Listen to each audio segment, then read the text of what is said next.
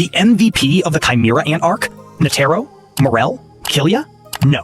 In my opinion, it's none of them. It's Komugi. Let's talk about the true nature of the Ant King. He was born to rule all life through absolute force and innate cruelty. He ripped himself out of his mother's womb before she was ready, and the moment he was born, he killed 2 attendants just because they talked too much, and left his own mother, the Ant Queen, to die right in front of him without a second glance.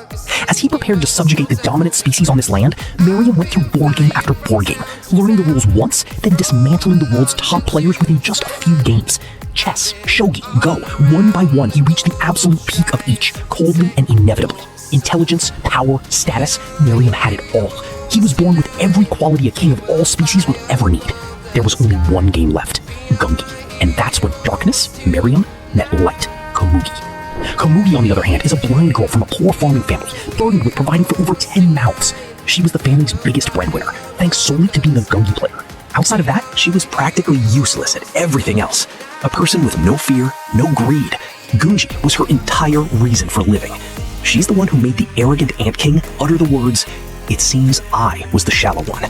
And in the end, when the 2 greatest warriors, Netero and Zeno, arrived to assassinate the king, Miriam had no desire to fight.